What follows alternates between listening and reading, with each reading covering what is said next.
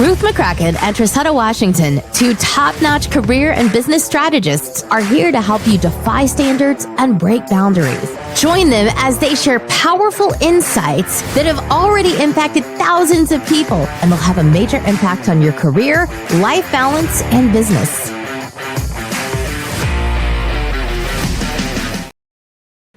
Hello. Welcome back to the Breaking Boundaries podcast, where we empower you to break free from your limitations and achieve your goals.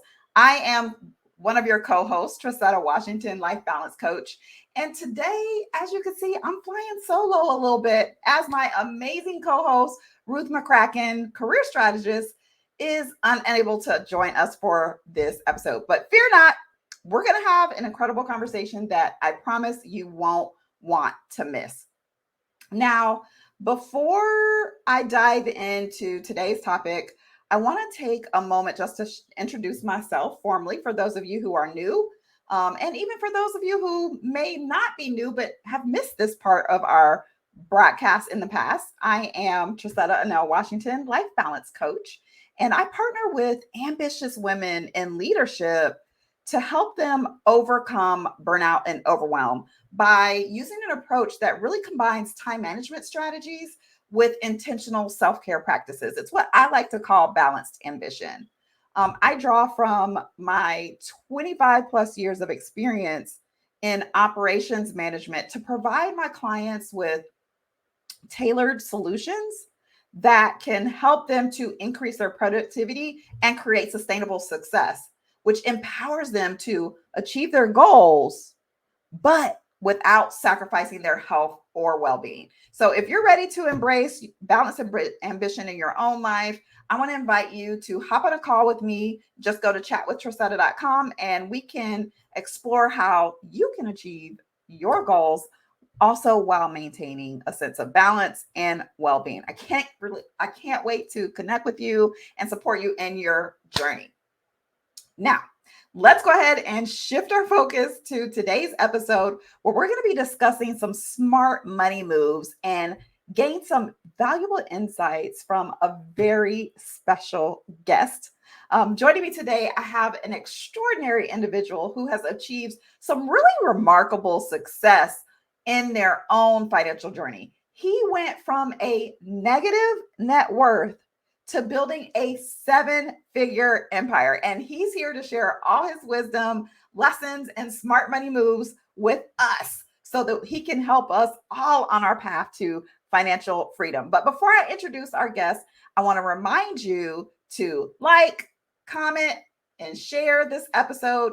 Your engagement not only helps us to spread the message of breaking boundaries, but it also allows us to reach more individuals who can benefit from all of these empowering conversations that we have here. So don't forget to show your support and be a part of our growing community. Now, without further ado, let me introduce our special guest, Eric Bowie. He is a financial visionary and a wealth building expert who has conquered his own financial fears and setbacks to create a life of abundance and success. Now, his journey is not only inspiring, but it's also filled with some really practical insights and smart money moves that we can all learn from. So I want to get your pens and paper out, get ready to be inspired, informed, empowered, all the things as we explore the world of smart money moves with our incredible guests. Let's go ahead and jump right into this transformative conversation.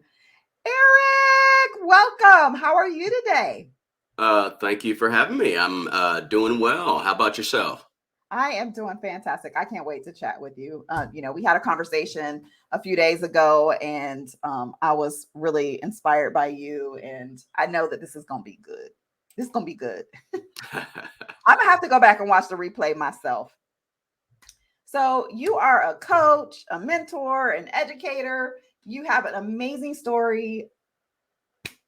I want to hear a little bit about your journey. Like, we can't just dive into all of the meat of the information and wealth of information that you have. We got to talk about this journey. Tell us about like how you kind of like what was your wake up call, if you will, or what led you to make the decision to transform your life and go from that negative net worth to where you are now? Like, what are some of the key factors that contributed to your transformation? Well, again, thank you for having me. I appreciate being here. Just to kind of go back a little bit, I'll go a little bit back a little further. I'm the youngest of five children. I grew up very, very poor, welfare, food stamps, single mom. Neither parent graduated from high school. My father wasn't there after I was 10 years old, but he was there prior. But neither parent graduated from high school. I had a little inspiration from my mother, who, when I was 15 years old, she went back to college, got her GED, became an RN, went to community college, got 2 years of that done, became an RN when she was about 45 years old. She actually failed the board 3 times before she passed it. So she was kind of a big inspiration for me.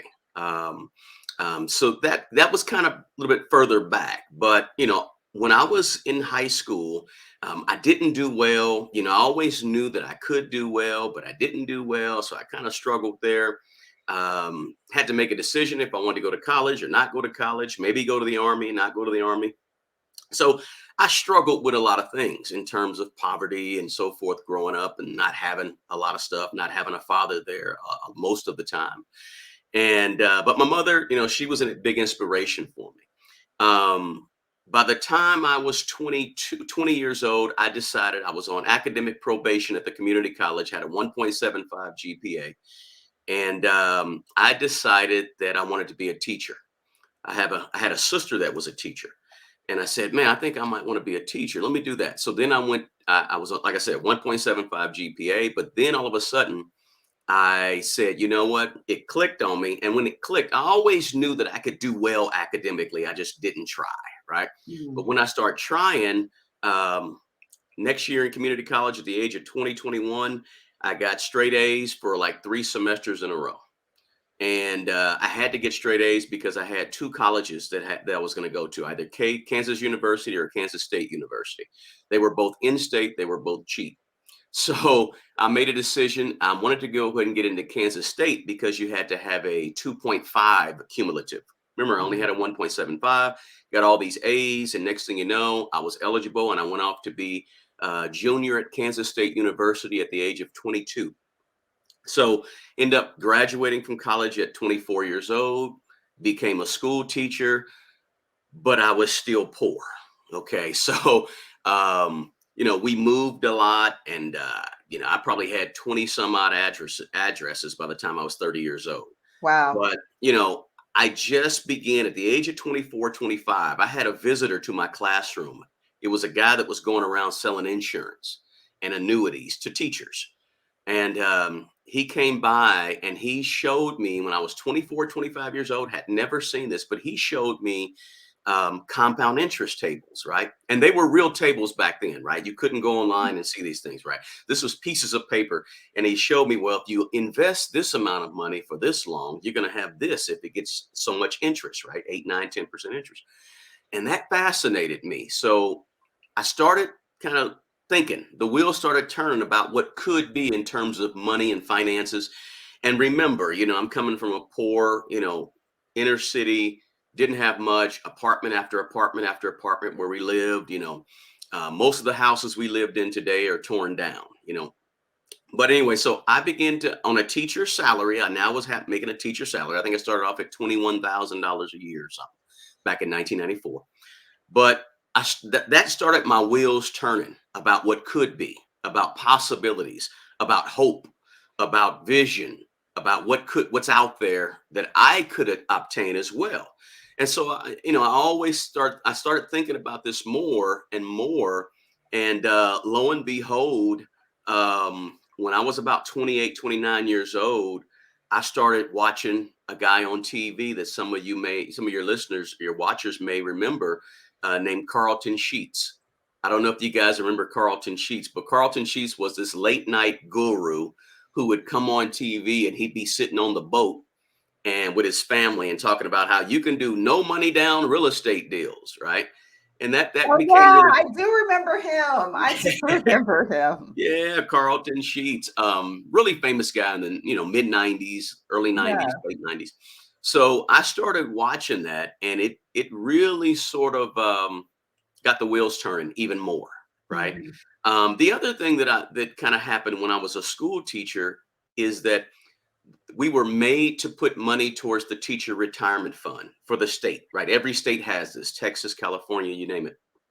And so I was doing that and I was wondering, okay, where's this money going? Where's this money going? But anyway, I started watching Carlton Sheets, and that put the real estate bug in me to say maybe I can go out and buy some rental properties and so forth.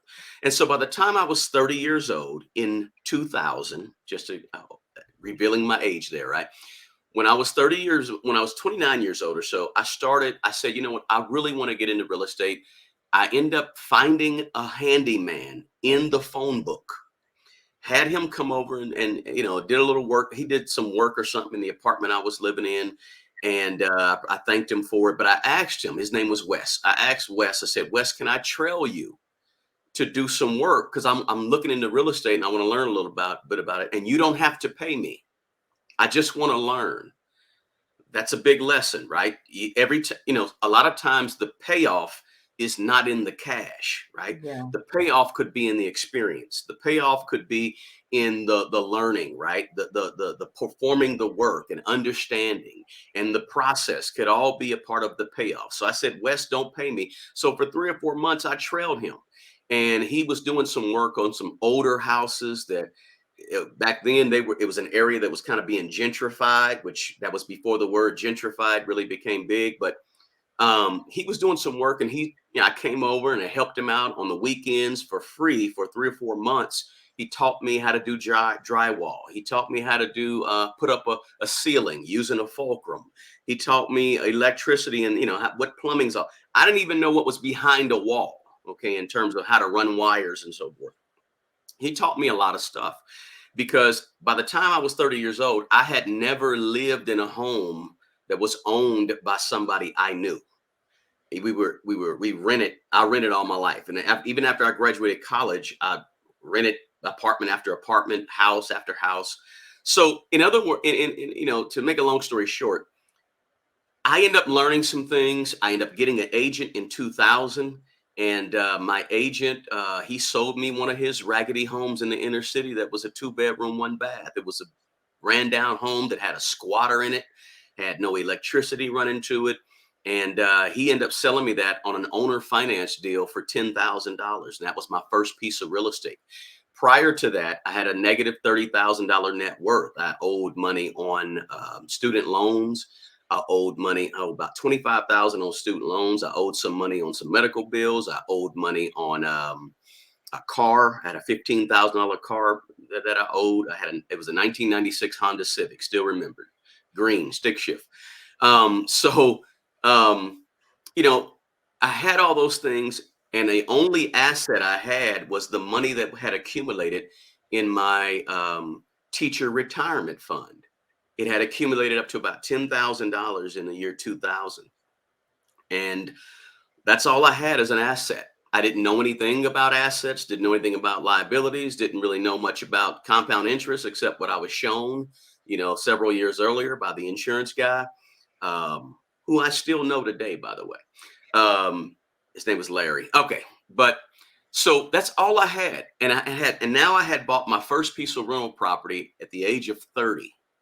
And since then, I've done some things since the age of 30. In the year 2000, my last child was born. I got married in the year 2000. I had a new piece of rental property in 2000. That was a big year for me, and things kind of changed since then. And since then, I've been able to I've made more mistakes with money, right? Just like everybody else, I've made those mistakes, but I've also done a few things that were good and have been incredibly important along the way. And that kind of brings us up to the conversation for today, from my story, my background, who I am, and where I come from. I've come a long ways, right? I've come from a point where I had nothing. I was poor longer than I've had money. Okay, so Yeah. I was a renter, for 30 years before I bought my first piece of real estate and became an owner of a piece of property at age 30. So that puts me in a position, I think, when I have these types of conversations, to see it from both sides, to see it from the side of poverty, because I've been there, and to see it Yeah. from the side of what's possible, because I'm there at this point.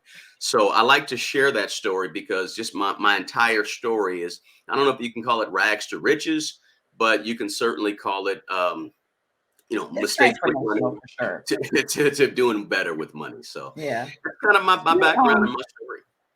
you mentioned just a moment ago.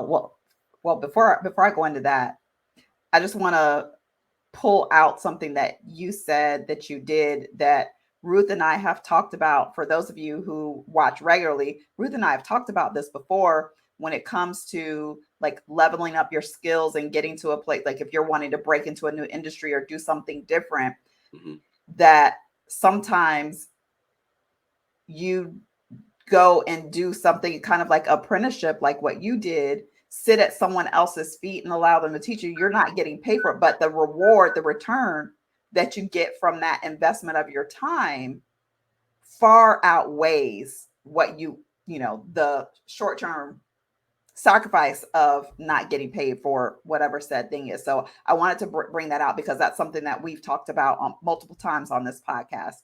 Yeah, And yeah, then that's two, important. and then two, you said that, even though you have made some great strides, there's some mistakes that you've made along the way.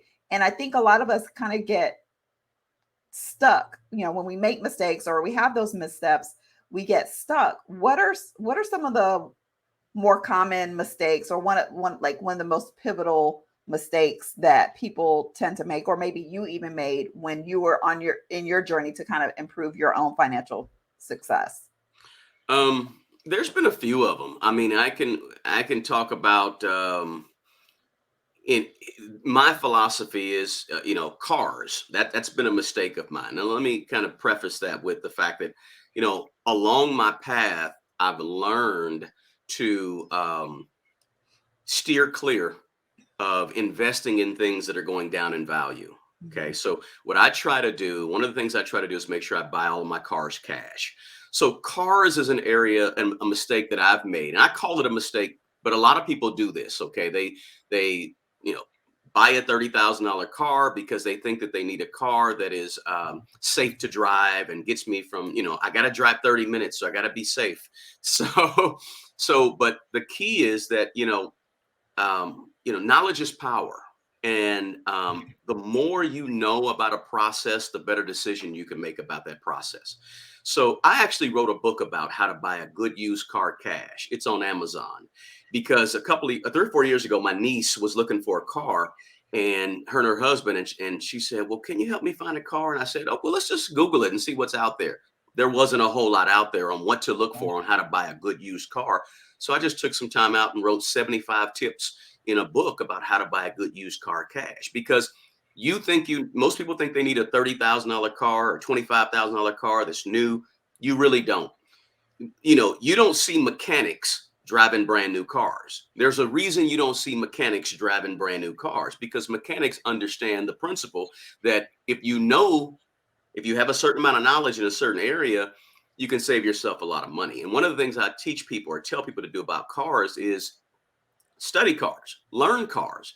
It doesn't take no more than took for you to be on Facebook for 15 minutes a day, for you to go ahead and go on YouTube for 15 minutes a day for the next 2 weeks, the next 3 months, whatever it takes, to learn how a car operates, learn what to look for, learn how you can evaluate the paint on the panel to see if it's been repainted.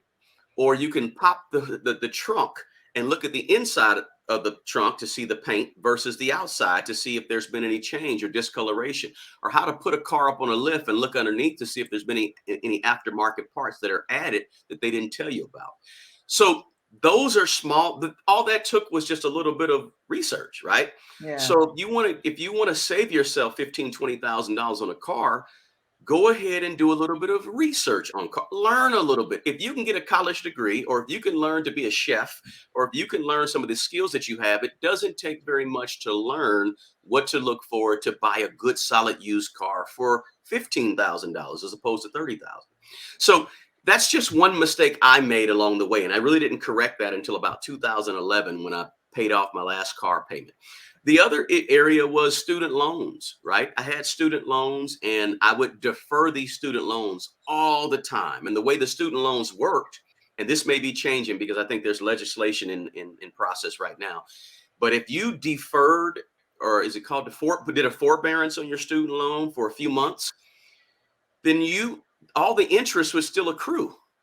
So you could start off owing $25,000, but if you do 6 or 7 deferment or 6 or 7 forbearances in a year, because you got to, put money to the side for Christmas gifts, so you got to buy a birthday gift, and you stop doing it. Well, all that interest and so you could, like me, I started off with 25,000. Actually, when I got married, we had combined our student loan, and it was 50,000. We looked up 10 years later, and the student loans was 72,000 after we had made payments on it, because we were deferring it for 3 or 4 or 5 months every year to take care of household things. Huge mistake. And so it went up by $22,000 over the course of 10 years of paying it. Yeah. Right. So those are, those types of mistakes are things that I did along the way, that are easy to do. And a lot of people do them. But those are the types of things that I try to, when I work with people, try to help them understand in terms of just real basic things that we could be doing to save ourselves lots of money over time. Okay. So first of all, let me just say, you just stepped all over my toes. I'm sorry. You stepped all over my toes. I'm like, I was taught that you buy a new car, keep it for 10 years, right? Because then it's worth it, plus, like being a woman, I had that mindset of, like I travel a lot, I'm on the road a lot. So I want to make sure that the car that I have is safe and it's mechanically sound. And, so I make sure that I take care of my vehicle, right? Like I actually go get my oil change when I'm supposed to, and do all of the maintenance things so that, I feel comfortable when I'm on the road. So yeah, you stepped on, I'm sure those of you if you're feeling that, if he stepped on your toes too, let us know. Say ouch in the comments. Let me know that I am not alone. And even with the student loans, because I went through a period of, some medical challenges where I did the same thing. And I'm like, well, dog, my student loans, what happened? Because, I got caught in that trap as well. So yeah. Yes, well, it happens. Don't feel bad. I mean, we all make mistakes, and that's the beauty about it. When you listen, you handle money every day. We're going to make mistakes with money. Yeah. I had 30 years worth of mistakes plus some 40, more stuff. So the key is to try to make some good decisions along the way to really offset some of those bad decisions. That's okay. Really the key. Okay. All right. So then give me like 3, what are the top 3 smart money moves that people like me can start to implement today so that we can shift the narrative and start building wealth and improving our overall financial health? Okay. I think probably one of the most important things is to really take inventory of where you are right now. Mm-hmm. Be as honest as possible with yourself about where you are right now. Right. A lot of times we don't like looking at where we are financially because it's going to cause some pain, some shame, some guilt. And that's understandable, but you have to, face a situation before you can actually make changes to a situation, right? You got to actually address the elephant in the room. Where are you with your finances? Where are you with your credit report? Maybe you want to pull a credit report, see where you are. Maybe you want to take a long, hard look at your monthly income. What do you actually bring in? Honestly, not what you think you're going to bring. What do you bring in? And then in my mind, take an even longer look when you're doing this introspective look at your finances. Take an even longer look at your expenses, right? What do you spend money on? because really for a lot of us, the first thing we can do something about is our expenses.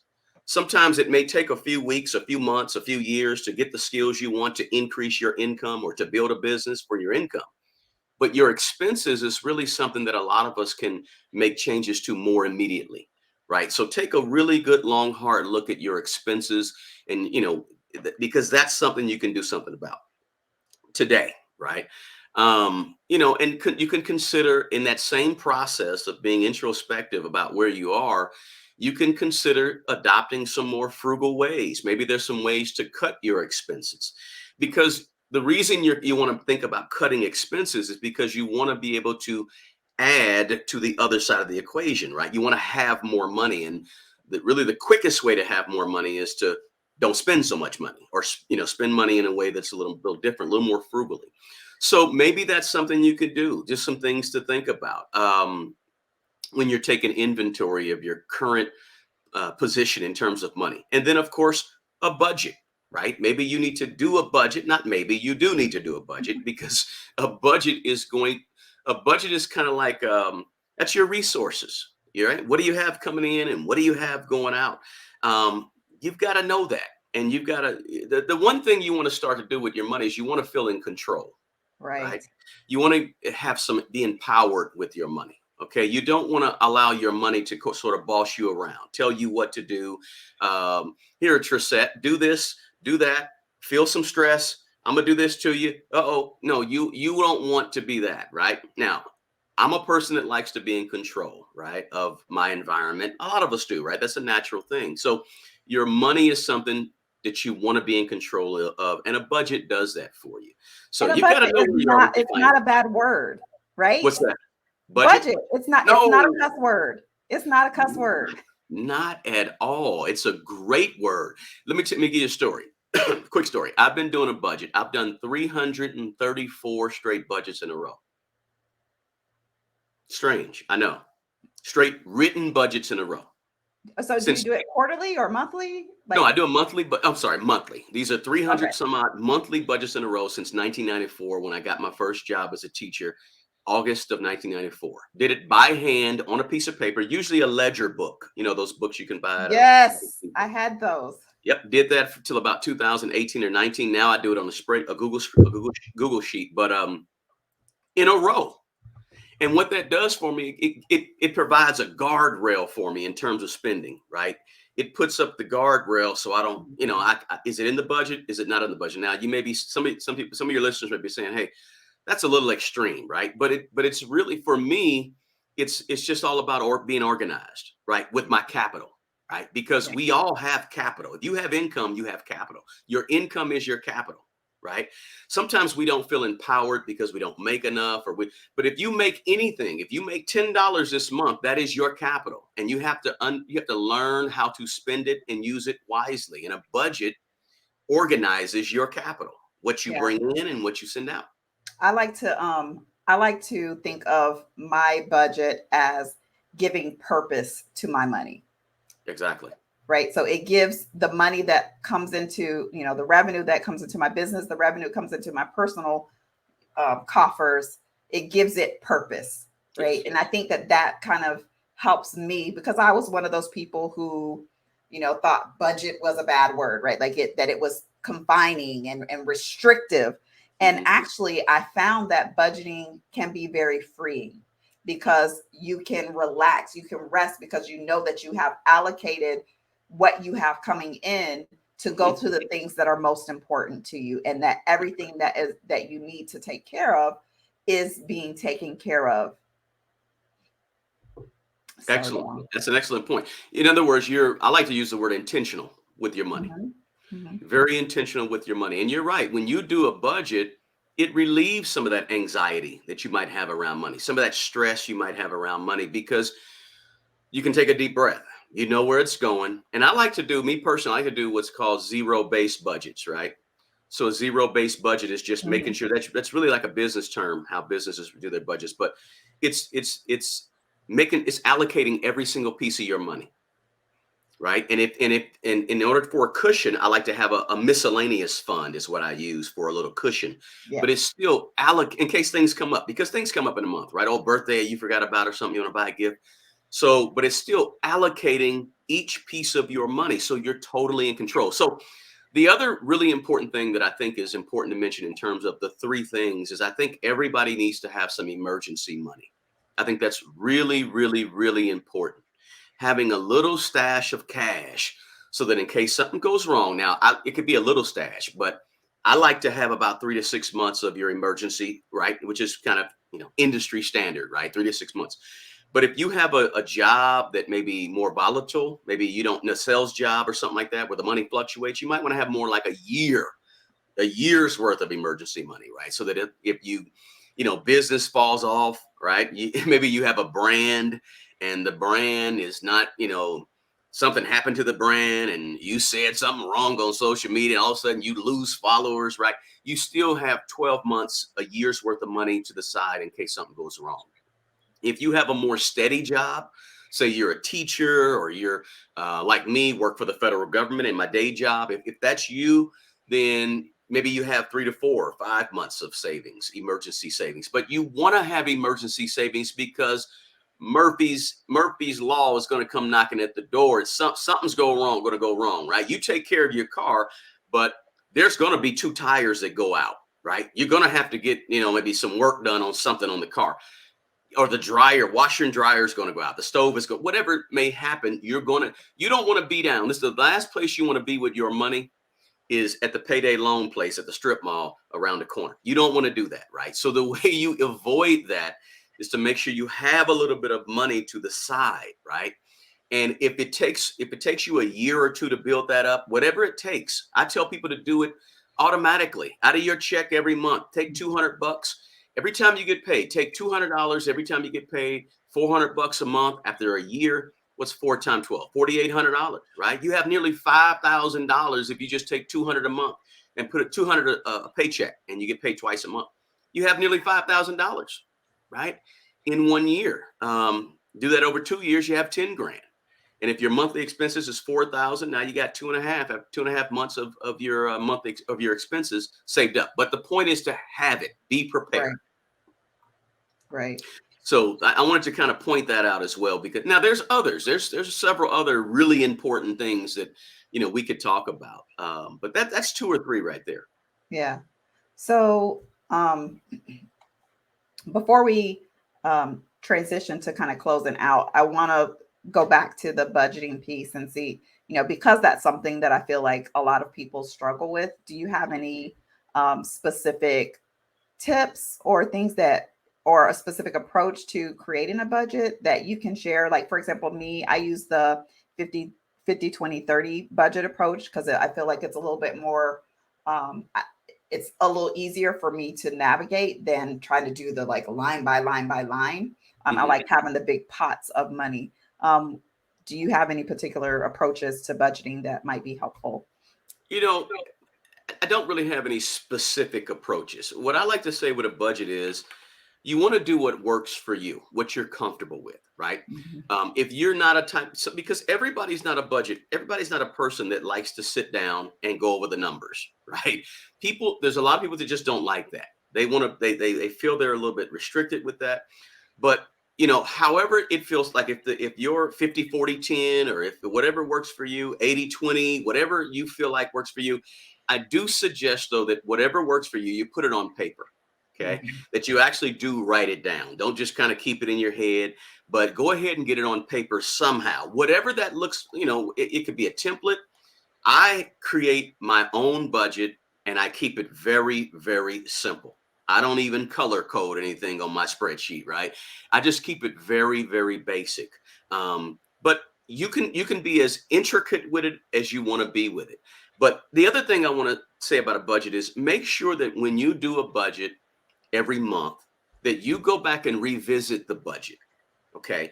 In other words, don't just do a budget on January 1st or in July 1st, August 1st, but go back August 28th, 27th and see where you are. See how you're doing. See how you did with keeping up with your budget, right? If you want to be better with money, you've got to take time with your money. Whether you like to do it or whether you don't like to do it is really an immaterial point. That's a moot point.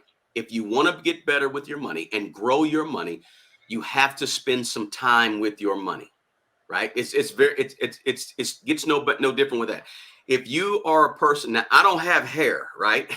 But if you have hair and you want your hair to look a certain way and do a certain thing, you've got to spend some time on your hair, point blank, right? So it's the same concept with your money. You can't just fluff it off and throw it to the side, because when you do that with money, the results will show, right? Right. So you got to make sure that you're doing that in terms of a budget. But I just wanted to point that out with a budget. Don't just throw it to the side. Revisit it to make sure that you're actually meeting your budget. Your budget is like your scorecard, right? Your budget should be like your score. Did I actually spend that amount of money on food? Let me check. Right? To see, it's the way of measuring your performance with your money. Right? It's a way that you can go back and say, hey, did I actually do well in May, or did I mess up some places? How can I get better in June? Right? It's a written scorecard, right? When you go to a tennis match, right? They don't just keep the score in their head, right? They write it down, right? So everybody can see, and they put it up for everybody to see. Your budget is the same way. You want to get better with it. So put it somewhere where you can get to it. Maybe you revisit it more than once at the end of the month. Maybe you revisit it every, two times a month, right?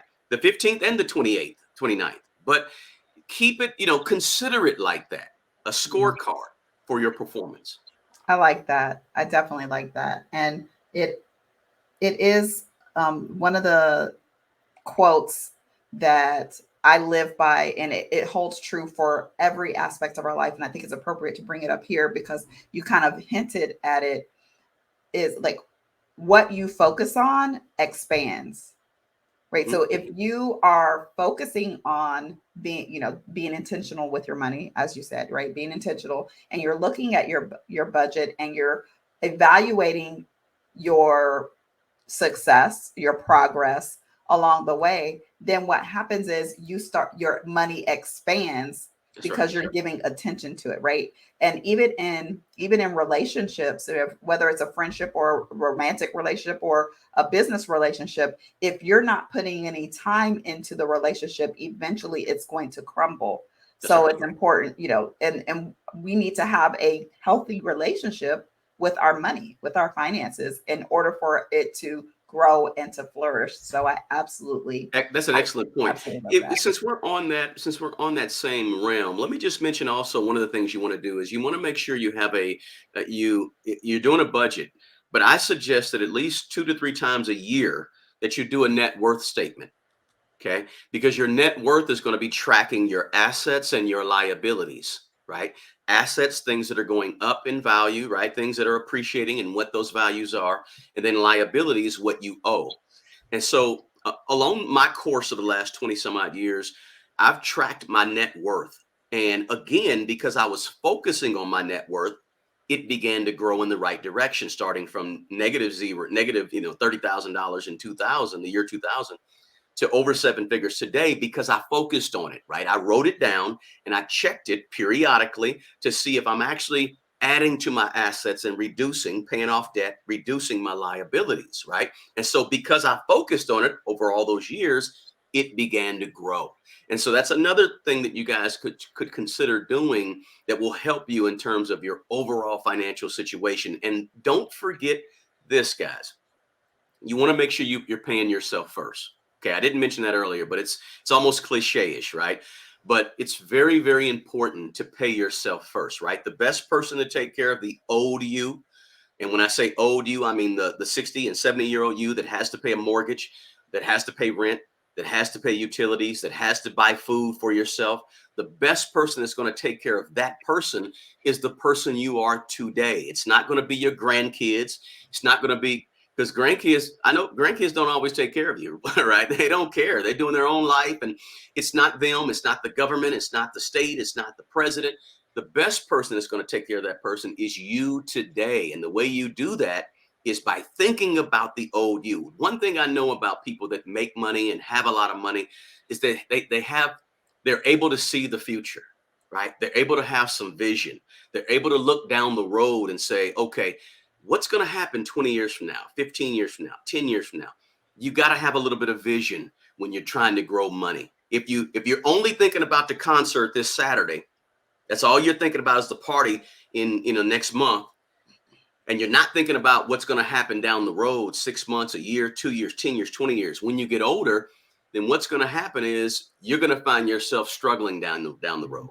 The best way to take care of that is to be preparing. So pay yourself first. Be investing money. Whether and you could start at something like the 401k at your job, maybe 3% of your salary, whatever they match, if they match. But if you don't even like your job, you don't think you'll be there long, or you don't like what they invest your money in, then you can go and open your own brokerage account, right? You can go to Fidelity or TD Ameritrade, or I like to use Vanguard, and you can open your own brokerage account and be consistent. Or you can use what your job offers, especially if they have a match. And don't just do 3%. Go ahead and do 10%. Go ahead and stretch now, right? Do 15%. That's one of the areas you asked earlier about what I did wrong. One of the things I did wrong is I didn't put away enough quicker, right? I should have been doing 15, 20% back in 2003 and 4 and 2005, but I wasn't. So I'm telling you guys, if you have the opportunity, start putting away, and it's never too late. You might be watching this broadcast and you're 55 years old. Guess what? There's a chance you're going to be 75. That's 20 years from now. Go ahead, start putting back a bunch of money right now, but pay yourself first. So I want to say that because I think that's really important. Yeah, I love that. We don't have time to dig in. We'll just have to have you come back, right?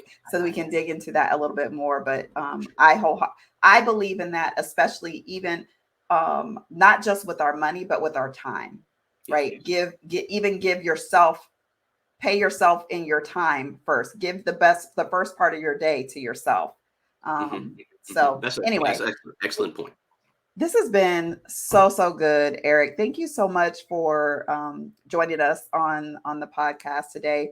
Is there any closing remarks, any closing words, anything that we haven't covered that you really want to share with the people before we close out today's episode? I just want to share that, guys, don't believe in your head that you have to have a lot of money to start building wealth. Okay. I want everybody to understand that you can start, you don't have to start with money. Money is not the only tool to build wealth, right? There's other things that you could dig into. And first thing is your attitude, your belief system, your faith. There's ways to start your learning, right? Watching podcasts or listening to podcasts, watching videos, going to the workshops, going to the conference, shaking hands, meeting people. People are a huge resource, right? Just as important as money is people. Just as important as money is time. Just as important as money is the right attitude, is the belief that you can do it, right? Just as important as money is the right habits. So just don't believe that money is the only avenue or the only tool to building wealth. Because people that start with nothing, they don't start with money, right? When I was 30 years old, I had no money, but I had to start with other things besides money. So I just want to share that because sometimes people say, I don't have anything. I only make, $10 an hour, or I just don't have the skills. Whatever it may take, you need to start doing things without the money. Maybe it is skills. Maybe you need to build some skills. One of the things that keeps most people poor in America is the lack of higher paying skills, right? When you don't have those skills. So I just want to share that, don't be discouraged. Continue to learn and do what you have to do, but don't just focus on you don't have money. Focus on the resources you do have to help you start to build some wealth. Okay. I love it. Thank you again so much for being on the show. We've covered a lot today, right? We've talked about Eric shared a little bit of his story, his journey from negative net worth to 7-figure net worth, and then we went over 7 tips, I believe I counted throughout the episode on some things that you can do, some smart money moves that you can make now that can shift the trajectory of your financial success or your financial situation. And then closing out there, Eric brought up, building your skills. That's something that we're going to be talking about in the coming months on the podcast. We're going to get into some personal and professional development, and talking about how you can create your own career plans and some things that you can be doing that don't take a great deal of time, that's going to amplify, like level up your skill set. So definitely want to stay tuned.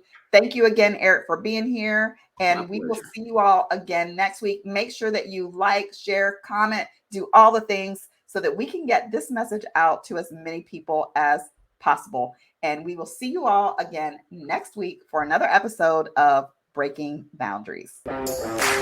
Join and subscribe with career strategist Ruth McCracken and business strategist Trisetta Washington to the Breaking Boundaries podcast each week. You too can experience the limitless potential of rewriting rules and creating an extraordinary future for yourself.